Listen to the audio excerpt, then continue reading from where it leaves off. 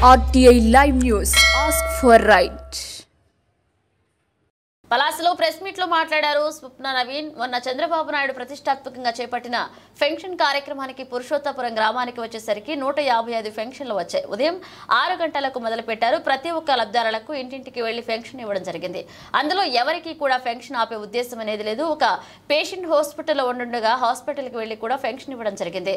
YCP ప్రభుత్వంలో pension ఆపేస్తున్న వ్యక్తులు వాళ్ళు చెప్పిన మాటలు ఇంటికి పసుపు రంగు వేశారని, వైసీపీ ప్రభుత్వంలో పెన్షన్ ఆపేశారని పలాస మున్సిపల్ చైర్మన్ బల్లా గిరిబాబు అన్నారు. కూడా అన్ని మా ఇంటికి వచ్చి అన్ని అంటించావు, కానీ మా ఇంటికి ఏంటి అంటించావు? ఏంటంటే మేము తెలుగుదేశం పార్టీ అన్ని మాకు అంటించావు కూడా అన్ని మేము రంగు పసుపు రంగు వేసుకున్నాం కదా. మా పార్టీ అని ఇల్లు మొత్తం అంటించావు, ఇల్లు కాగితాలు ఇచ్చావు, కానీ మాకు ఇచ్చావు కూడా. నా కొడుకు చప్ప వీడు ఓగుతోని ఇదనేసి ఇచ్చాడు కూడా మా ఇంటికి దాని మీద కూర్చోండి. గత ప్రభుత్వంలో నా ముగ్గురు పిల్లలైన ధర్మపురి హరిణి బీటెక్ చేస్తుందండి, ధర్మపురి హర్షిత ఇంటర్మీడియట్, మా అబ్బాయి ఇప్పుడు 9th క్లాసు. ముగ్గురు పిల్లలు కూడా స్కాలర్షిప్లను ఆపేశారు. ఎందుకు ఆపారు అన్న దానికోసం సచివాలయ సిబ్బంది తర్వాత మా వాలంటీర్ అయిన కొవ్వూరు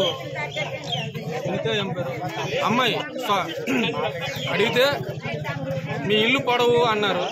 సరే దాని కొలతలు అవన్నీ చూసుకున్న తర్వాత అది కాదండి, మీ పేరున 2 ఆస్తులు ఇంకొకరు నా ఆధార్ కార్డు లింక్ పెట్టున్నారు.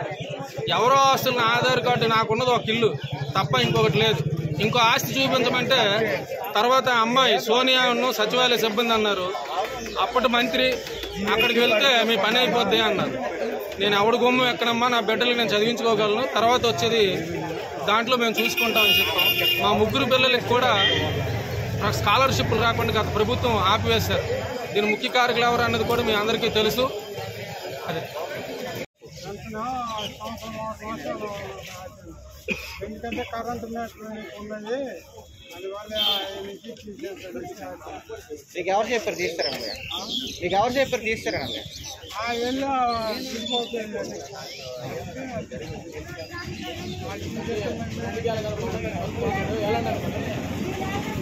రాజన్ వల్ల అది ఓట్లు వేల్సిన అయ్యింది అనమాట. తొలిదాప ఓట్లు వేల్సిన కేటంటే ఆటో మీద తెచ్చినాను, కొలకాలు మడుకున్నాడు, క్యాన్ మీద తెస్తాను, ఆటో మీద తెచ్చినాను. తేగానా ఏడు చేసినారంటే నువ్వు ఆటో మీద తెచ్చినావు, మీ నాన్న పెన్షన్ తీసేస్తామని తీసేసినారా బాబు ఆనాడు కళ్ళు కానమడుకున్నాడు, తీసేస్తే ఏటవుతుంది అనేసి తిరిగినాను. ఒక 2 వారాలు 3 వారాలు తిరిగినాను.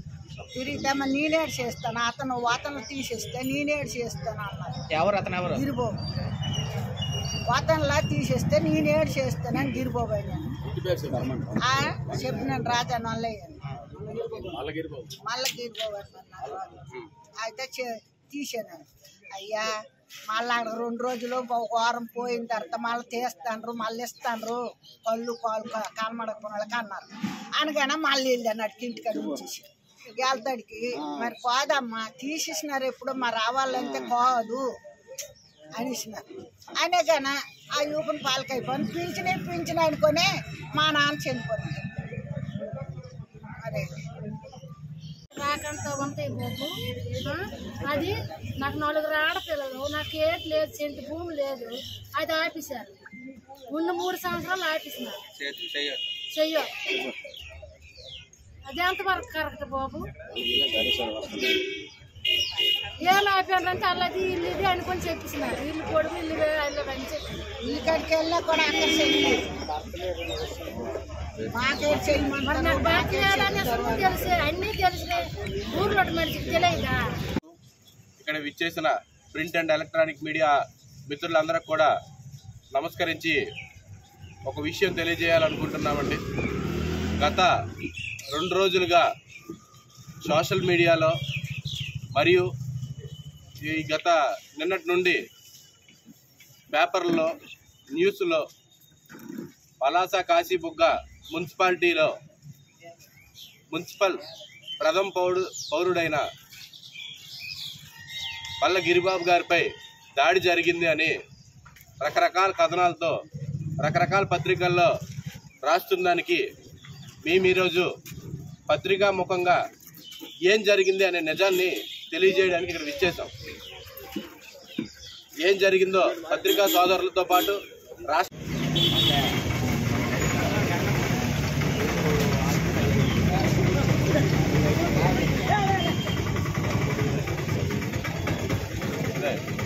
ఆటోలు వచ్చి ఆ పంపించి మన కౌంట్ వాళ్ళు ఏమొచ్చినప్పుడు మీరు కేక్ నాయకుడు మరియు ఆయన తమ్ముడైనటువంటి బల్ల ఆనందని ఇద్దరిని నేను పట్టుకొని వీళ్ళందరూ దాడి చేస్తుంటే నేను సైడ్కి ఇలా తీసుకెళ్లే క్రమంలో దాన్నే స్క్రీన్ షాట్ తీసి వీళ్ళిద్దరు పేక నొక్కేసాను.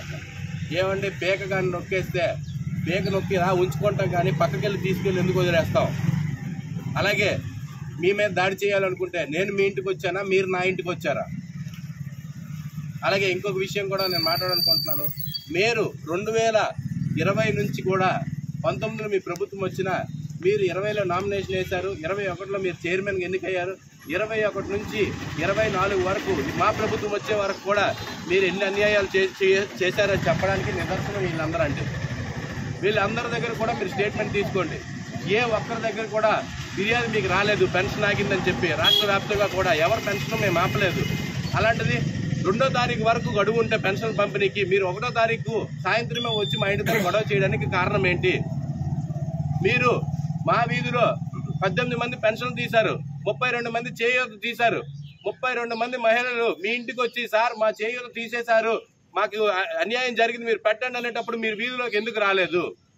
మీరు ఎవరిని ప్రశ్నించలేదు. అలాంటిది ఈ రోజు వచ్చి ఒక వ్యక్తి కోసం మీరు వచ్చి ఈ రోజు ఎంత గొడవ చేయడానికి రాజకీయ కక్షలని నేను చెప్తున్నాను. ఈ రోజు 7,000 రూపాయలు మా ప్రభుత్వం ఇస్తున్న పెన్షన్ విధానాన్ని తట్టుకోలేక మేము అది పంచుతున్నామని తెలిసి ఉదయం నుంచి కూడా రగిలిపోయి మీరు వచ్చేసి వీధిలో గొడవ చేయాలని చూస్తున్నారు. ఆ వీధిలో గొడవ కాస్త రాష్ట్ర వ్యాప్తంగా సంచలనం సృష్టించింది. ఇందులో నేను ఇచ్చే క్లారిటీ ఏంటంటే వీళ్ళందరూ కూడా ఆయన చేతుల మీదుగా స్వయాన ఆపిన పెన్షన్లు చేయూత వీళ్ళందరూ లబ్ధిదారులు. వీళ్ళ స్టేట్మెంట్ మీరు ఒక్కసారి తీసుకోండి, వాళ్ళ మాటలు వినండి. ఎందుకు అయిపోయాయో ఈవిడిదైతే మీకు క్లారిటీగా కూడా చూపిస్తాను. జగన్మోహన్ రెడ్డి ఇచ్చిన పుస్తకమే కదా 2022 అక్టోబర్ వరకు పెన్షన్ వచ్చింది. మరి 22 అక్టోబర్ తర్వాత ఎందుకు ఆగిపోయిందో చెప్పమంటారా? వాళ్ళ కొడుకు ఒక సందర్భంలో నాతో నవ్వుతూ మాట్లాడాడు. వాళ్ళ ఇంటికి ఇంకొక దరిద్రమైన రీజన్ ఏం చెప్పారంటే మీ ఇంటికి పసుపు రంగు వేశారు అంట. ఇంటికి రంగు వేసుకోమండి, ఒకరికి పచ్చ రంగు నచ్చుతుంది, ఒకరికి నీలం రంగు నచ్చుతుంది, ఒకరికి ఆరెంజ్ కలర్ నచ్చుతుంది. వాళ్ళ ఇంటికి పసుపు రంగు వేసుకుని రీజన్తో అంట తీసేశారంట. 22 వరకు కదా మీరే ఇచ్చారు కదా, మీ ప్రభుత్వం ఇచ్చిందే కదా, మరి 22 నుంచి ఎలాగా అయిపోయింది. అలాగే ఇక్కడికి వచ్చినప్పటికి ఆయన పేరు మార్పు కర్రయ్య, ఆయన కూడా పెన్షన్ ఆపేశారు గత 2 సంవత్సరాలుగా. ఎందుకంటే వాళ్ళు పిలిచిన మీటింగ్కి ఆయన రాలేదు. ఇక్కడికి వచ్చినప్పటికి ప్రతి ఒక్కరు కూడా ఇక్కడ రాపక సాయం అని ఈవిడ ఉన్నారండి. ఈవిడికంట 100 చదరపు అడుగులు దాటిపోయిందని, ఇల్లు దాటిపోయిందని చెప్పేసి తీసేశారు. ఇప్పుడు మీరు వచ్చిన పెన్షన్ ఎవరి కోసం అయితే చైర్మన్ గారు వచ్చారో ఆ లబ్ధిదారుడి ఇంటికి వెళ్ళాలి. ప్రభుత్వం కూడా మున్సిపల్ ఆఫీస్ కూడా వెళ్ళి సర్వే చేయాలి. వాళ్ళ ఇంట్లో 2 ఏసీలు ఉన్నాయి, 200 పొడవు ఇల్లు, 18 అడుగులు వెడల్పు. ఎంత వస్తుంది సార్? అది ఎన్ని చదరపు అడుగులు వస్తాయి సార్? మేము పేదోళం అని చెప్పి వాట్సాప్లో దీనిలో వైరల్ చేస్తున్నారు, కానీ వాళ్ళు ఎంత పేదోళం వాళ్ళ ఇంటికి వెళ్తే తెలుస్తుంది ఎంత పెద్ద ఇల్లు. అది చూడండి సార్. నేను ఇంకొక విషయం అడుగుతున్నానండి. ఈ 3 సంవత్సరాల కాలంలో చైర్మన్ గారు ఒక్కసారి వీధిలోకి రాలేదు. ఒక మంచినీరు వచ్చాయో లేదు అడగలేదు, ఒక పైప్ లైన్లు ఉన్నాయో లేదు అడగలేదు, ఒక కొత్త పెన్షన్ పెడదామని లేదు, ఒక చేయూత ఇచ్చిన వాళ్ళని ఆపేద్దామని దురాలోచనతో ఉన్నారు తప్ప ఈ రోజు మీరు వచ్చి నంగనాచి కబుర్లు చెప్పి మా వీధిలో విధ్వంసాలు సృష్టించి రాష్ట్రంలోనే మీరేదో కూడా ఈ రాజకీయ గొడవల్ని కులాల రంగు పులుముతున్నారు. ఇది ఎంతవరకు కరెక్ట్ అండి? ఇది ఎంతవరకు కరెక్ట్? ఈ రోజు వీళ్ళందరూ కూడా ఈ లేడీస్ కూడా ఎవరు ఒక్కరికైనా మీరు అడగండి ఎవరు అన్యాయం అవ్వలేదో. మేమందరం కూడా ఇక్కడ ఉన్న స్థానికులు ప్రతి ఒక్కరు, కార్మికులు ప్రతి ఒక్కరు రోజు బడ్డీకి వెళ్ళకపోతే రోజు గడవని స్థితిలో ఉన్నారు. రోజు కూడా కుళాయిలు ఈ రోజు కూడా మేము 2 ట్యాంకులు పంపిణీ చేసాం. వీధిలో నీళ్ళ కోసం ఎగబడతారు.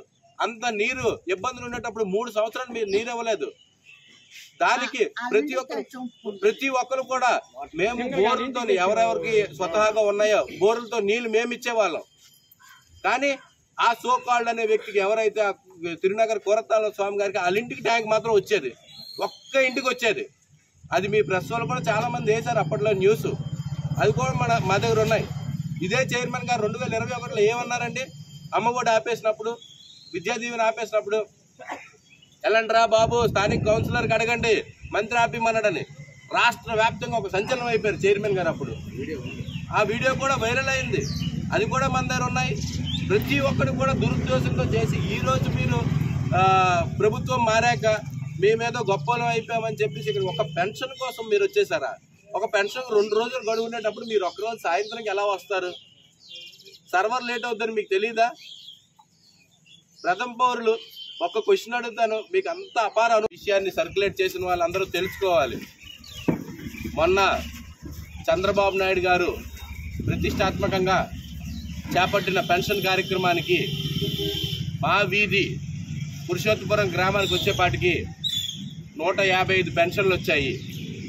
ఈ 155 పెన్షన్ల పంపిణీ మేము ఉదయం 6 గంటల కల్లా మేము మొదలు పెట్టాము.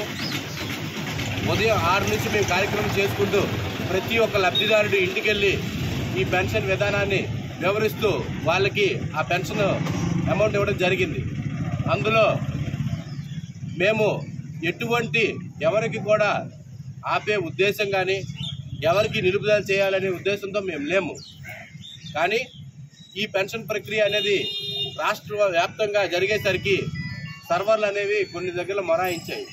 మన దగ్గర కూడా సర్వర్ అనేది మొరాయించినప్పటికీ ఒక పెన్షన్ 10 గంటల వరకు ఇస్తే మళ్ళీ 10:30 నుంచి సర్వర్ మొరాయించింది. మళ్ళీ 12 గంటలకి మండు టెండలో కూడా లబ్ధిదారు ఇంటికి వెళ్ళాం. మళ్ళీ 3 గంటలకు సర్వర్ అయిపోయింది. మళ్ళీ 3 గంటలకు మొదలుపెట్టి ప్రతిదీ కూడా మా దగ్గర ఫోటో ప్రూఫ్తో కూడా ఉంది. ప్రతి ఒక్కరి ఇంటికి వెళ్ళి ఒక పేషెంట్ కూడా మల్లేశ్వర హాస్పిటల్లో ఉంటే 4:30కి వెళ్ళి ఆవిడకి ఆ పెన్షన్ ఇచ్చేసి వచ్చాం. పెన్షన్ ఇచ్చి ఆ అడ్మిన్ ఇంకా ఇద్దరు వాళ్ళ అసిస్టెంట్లు కలిపి మొత్తం ఇంకెన్ని పెన్షన్లు ఉంటాయి, సుమారుగా మనకు 14 నుంచి 16 పెన్షన్లు ఉన్నాయండి పెండింగ్, ఇంకా మనం ఇవ్వాల్సింది ఉంటే సాయంత్రము మన ఎట్టి పరిస్థితుల్లో 7 లోపల మనం అన్ని పెన్షన్లు ఇచ్చేద్దాం పదండి అనేటప్పటికీ మీరు చెప్తున్న సో కాల్డ్ ఈ ప్రథమ పౌరుడు గారు అడ్మిన్కి ఫోన్ చేసి ఎంతవరకు ఇక్కడ స్థానికుడైనటువంటి ఒక వ్యక్తి తిరునగర్ కోరతాళ్వారి స్వామి గారు అని చెప్పి ఆయన కూడా పెన్షన్ హోల్డరే, వాళ్ళకి ఇంకా నువ్వు ఇంతవరకు ఇవ్వకపోవడం ఏంటి అనేసి ఆయన పైన దుర్భాషలాడి నువ్వెవడరా ఒక గవర్నమెంట్ ఉద్యోగిని, మీరు పెట్టిన సచివాలయ వ్యవస్థ అన్నారు కదా, సచివాలయ వ్యవస్థ అడ్మిన్కి సంబంధించిన మీరు పట్టణానికి ప్రథమ పౌరుడు అయితే ఆయన సచివాలయానికి ప్రథమ పౌరుడు, అలాంటి వ్యక్తిని పట్టుకొని నువ్వెవడరా ఇంతవరకు టైం అయింది, నువ్వు ఎవడన్నా చూసుకొని పెన్షన్ ఇవ్వడం మానేస్తున్నట్టే, సార్ అదేం లేదు సార్ సర్వర్ లేట్ అయింది నేను ఇవ్వడానికి వెళ్తున్నానంటే నేను ఇమీడియట్లీ వస్తానని చెప్పేసి ఆ ప్రథమ పౌరుడు మేము పెన్షన్లు ఇంకా పంపిణీ చేస్తుంటే వేగంగా కారు మీద వచ్చారు. మీరు ఆ విజువల్స్ చూసినప్పటికీ మా ఇంటి దగ్గరికి ఆయన వచ్చి నువ్వు అర్జెంటుగా బండి ఎక్కుతావా లేదా నీ అంత తేలుస్తానని చెప్పి ఆ అడ్మిన్ అన్నారు. ఆ అడ్మిన్ సార్ నేను వస్తున్నాను, నేను కూడా కలెక్ట్ చేసుకొని సార్ ఆయన వస్తాడు అందరికీ పెన్షన్ ఇస్తున్నా ఇంకో 14 పెండింగ్ ఉన్నాయి అని చెప్పినప్పటికీ నువ్వు బండి ఎక్కుతావా లేదురా నువ్వేట్రా నాతో మాట్లాడడానికి నన్ను దూషించారు. బాబు నేను ఇక్కడ కూడా స్థానిక కౌన్సిలర్ ప్రతినిధిని, ఇంకొక విషయంకి వస్తే నేను టీడీపీ పట్టణ కార్యదర్శి అని చెప్తే నీకేట్ సంబంధం నువ్వు మాట్లాడడానికి దురుసుగా మాట్లాడారు. అప్పటికి కూడా మేము ఓపికతో ఆ అడ్మిన్ని బాబు నువ్వు వెళ్ళు అంటే ఆడ చెప్తే నువ్వు వెళ్తావా నువ్వేట్రా ఆడి చేతుల్లో ఉన్నావా అని చెప్పేసి మళ్ళీ ఆయన తిట్ట మొదలుపెట్టారు. గవర్నమెంట్ అధికారిపై ఇలాంటి మాటలు తగదు అని నేను చెప్పేపాటికి ఆయన ఇంకా మా మీద రెచ్చిపోయి రకరకాల బూతులు తిట్టారు. ఇక్కడ బల్ల సుజాత అని ఒక వ్యక్తి ఉన్నారు, అంటే బల్ల ఆనంద్ గారు చైర్మన్ గారు వాళ్ళ తమ్ముడు తండ్రి, వాళ్ళ తమ్ముడికి కూడా ఇదేంటి అమ్మఒడి వచ్చిందండి, వాళ్ళ పిల్లలకి అమ్మఒడి వచ్చింది. వాళ్ళకి కారు ఉంది, ఒక బుల్లెట్ ఉంది, ఒక వెస్పా బండి ఉంది, మున్సిపాలిటీలో బోర్డు ప్రభుత్వ ఆస్తులు ఉన్నాయి, వాళ్ళన్నీ ఒక చైర్మన్. వాటన్నిటికన్నా ముఖ్యంగా ఆయనకు ఒక బంగారం షాప్ యజమాని, ఆయన బంగారం షాప్ నడిపిస్తున్నారు. జిఎస్టీ హోల్డర్ అయిన వ్యక్తికి ఈరోజు పెన్షన్ వచ్చింది, అమ్మఒడి వచ్చింది. మరి మిగతా పేద ప్రజలకు ఎందుకు అయిపోతుందో మాకు అర్థం కావడం లేదు. ఈ విషయాన్ని ప్రభుత్వం దృష్టికి తీసుకెళ్లాలని కోరుతున్నాం. వన్స్ శాంక్షన్ అయిపోయిన పెన్షన్ని ఇంటికి వచ్చేసి డబ్బులు ఇవ్వాల్సిన దీన్ని ఎవరైనా ఆపగలరా? ఇవన్నీ విషయాలు ఒకసారి మీడియా వాళ్ళు కూడా పరిగణలోకి తీసుకొని ఒక విషయాన్ని రాసేటప్పుడు సోషల్ మీడియా అంటే దానికి అంతు పంతు లేదు, ఎవరి చేతిలో మొబైల్ ఉంటే రాసుకుంటారు. కానీ వీటన్నిటికి కూడా మేము గత 2 రోజులుగా మానసిక వేదనకు గురయ్యి ప్రతి ఒక్కరు కూడా ఫోన్లు చేసి ఏం జరిగిందని అడుగుతున్నారు. ఆ వీడియో చూసాక మాత్రం అందరికీ క్లారిటీ వస్తుంది. అయ్యో మీరు చేసిన తప్పు కాదు, కానీ ఆ ఫోటో మాత్రం మేమేదో బేకలు నొక్కేసామని రకరకాలు చెప్పారు. ఒకటే పోలీసు వారికి కూడా ఎంక్వైరీ చేయమని కోరుతున్నాం. ఎక్కడికి రండి, ఎవరు ఇంటి దగ్గరికి ఎవరు వచ్చారో, ఎవరు గొడవ పెట్టారో, ఎవరు మొదలు పెట్టారో ఈ రాజకీయం ఈ సంస్కృతిని ఒకసారి తెలుసుకొని ప్రొసీడ్ అయితే బాగుంటుందని కోరుకుంటున్నాం. తర్వాత ఇక్కడికి వచ్చిన మీడియా మిత్రులకి మా విన్నపం ఏంటంటే, వచ్చిన ప్రతి ఒక్క ఈ లేడీస్ దగ్గర మీరు అనే స్టేట్మెంట్ తీసుకోండి. ఎవరెవరు ఏ పెన్షన్లు చేయొద్దు, నాకు ఎంత ఇబ్బంది పడ్డారో 3 సంవత్సరాలు, కటిక పేదవారు కూడా ఇందులో ఉన్నారు, వాళ్ళ స్టేట్మెంట్ కూడా తీసుకోవాలని కోరుకుంటున్నానండి. ధన్యవాదాలు.